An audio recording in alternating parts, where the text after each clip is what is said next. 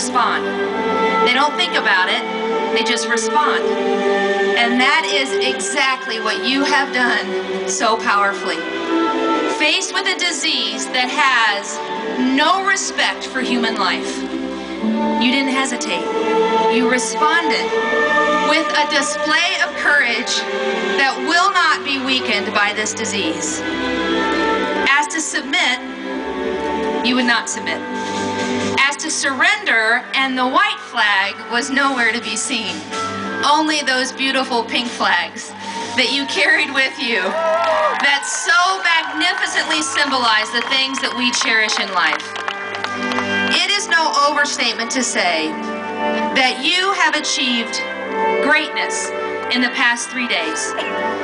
And for your efforts, the world will not be the same. Each of you has your own hero, your own reason for walking or for crewing. We know that many of those heroes are no longer with us, but we also know that many of them still are. And we want to take a moment now and honor them. All of the mothers and the sisters and the children and the partners and the friends who were your reasons for walking or for crewing. You walked for them, yes, but in a very real sense, you walked with them as well.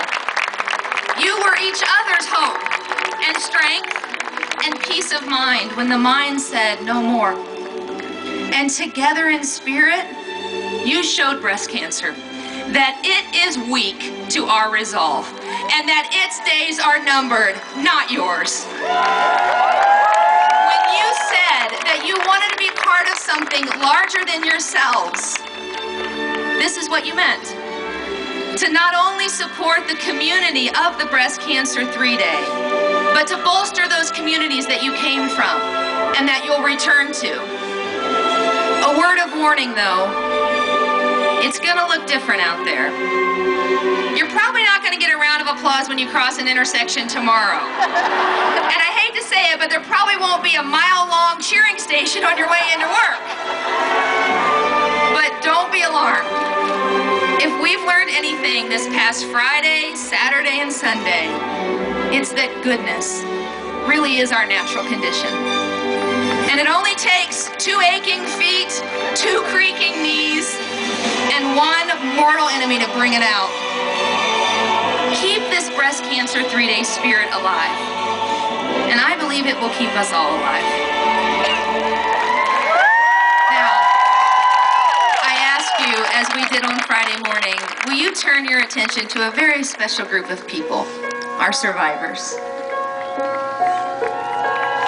On Friday, our survivors left carrying 8 flags, representing 8 facets of their radiant existence.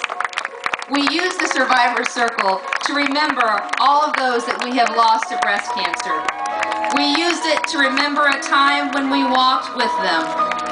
We used it to hold stories of our endurance under the most trying of circumstances.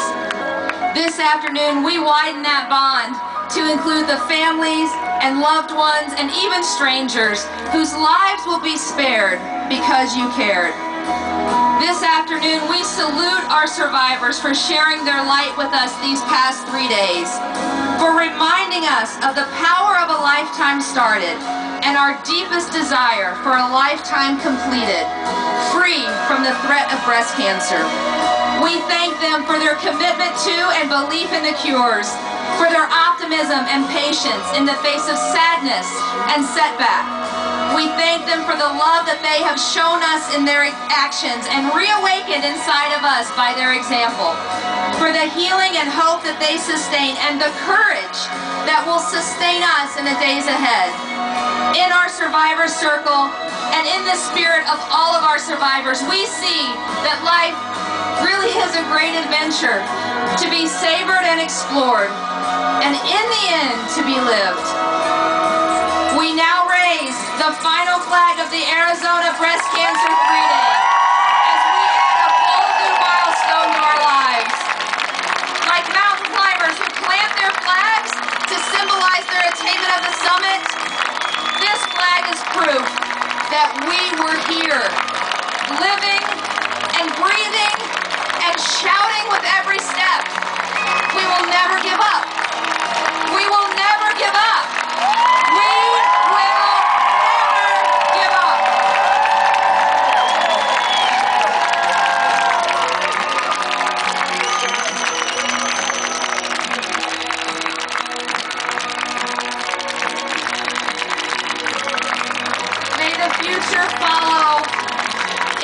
brave, brave footsteps and find a way soon to bring the tyranny of breast cancer to a close.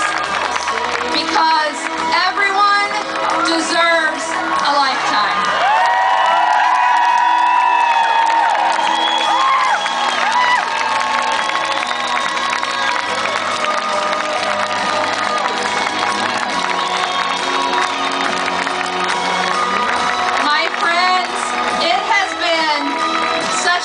To be in your presence for the last 3 days.